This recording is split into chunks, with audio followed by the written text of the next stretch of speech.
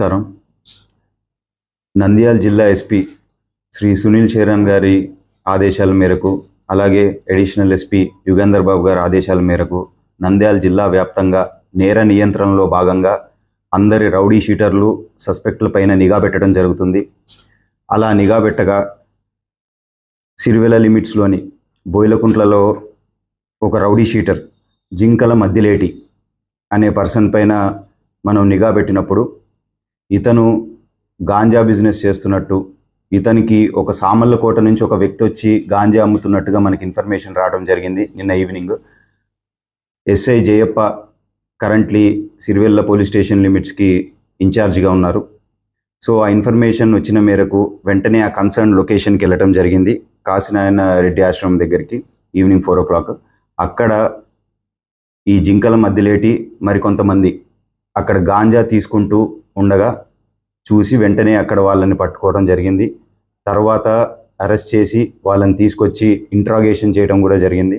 ఇంట్రాగేషన్లో మాకు తెలిసిన నిజాలు ఏమంటే, ఇందులోని A1 జింకల మద్దిలేటి అనే వ్యక్తి ఇంతకుముందు ఒరిస్సాకి వలస వెళ్ళటం జరిగింది అక్కడ పనులకి అని చెప్పేసి.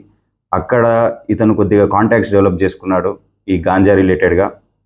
అలాగే ఈ కేసులో ఉన్న A2 కొండూరు శ్రీనివాస్, ఇతను సామర్లకోట వ్యక్తి. ఇతను కూడా గాంజా బేసికల్లీ ఆ ఒరిస్సా నుంచి తెచ్చుకుంటాడు. ఆ ఒరిస్సాలోనే A1 A2కి ఇద్దరికి పరిచయం ఏర్పడింది.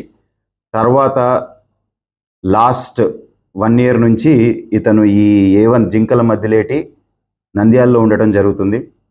ఇతనికి గాంజా బేసికల్లీ A2 కొండూరు శ్రీనివాస్ అనే వ్యక్తి సామర్లకోట నుంచి, అంటే he will take from Orissa, తర్వాత ఆ సామర్లకోట దగ్గర నుంచి మన దగ్గరికి నంద్యాలకు వచ్చి ఈ A1 జింకల మద్దిలేటికి ఇవ్వడం జరుగుతుంది.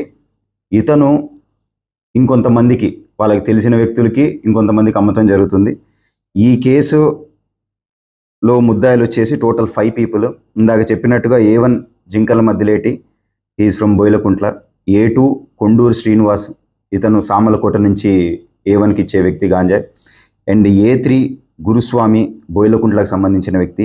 A4 షేక్ అబ్దుల్ నబీ, మాధవపురం చెందిన వ్యక్తి. A5 గఫార్ బేగ్, పెద్ద కందుకూరులో ఉండే ఆలగడ్డకి సంబంధించిన పెద్ద కందుకూరు విలేజ్లోని వ్యక్తి ఇతను. వీళ్ళందరూ కూడా అక్కడ గాంజా తీసుకుంటగా పట్టుకుని వీళ్ళపైన కేసు నమోదు చేయడం జరిగింది.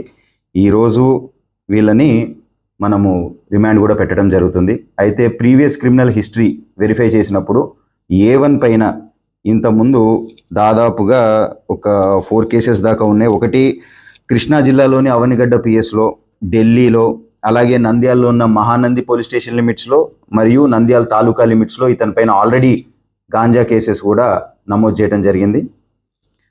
సో ప్రజలందరికీ పోలీసు వారి విజ్ఞప్తి, ఎవరైనా సరే ఈ గాంజాకి సంబంధించిన వాటిల్లో ఇన్వాల్వ్ అయితే మాత్రం ఖచ్చితంగా వాళ్ళపైన కఠిన చర్యలు తీసుకుంటాము అండ్ మిమ్మల్ని జైలు పంపించడం జరుగుతుంది. అలాగే ఏదన్నా లా అండ్ ఆర్డర్ ఇష్యూస్కి కానీ ఎవరైనా ప్రాబ్లం క్రియేట్ చేస్తే వాళ్ళపైన అయితే చాలా స్ట్రిక్ట్ యాక్షన్ ఉంటుంది. All rowdy sheets and suspects మీద నిఘా పెట్టడం జరుగుతుంది. ఎవరైనా అసాంఘిక కార్యకలాపానికి కనుక ఏమన్నా ఇష్యూ చేస్తే ఖచ్చితంగా మీపైన యాక్షన్ తీసుకుంటాం.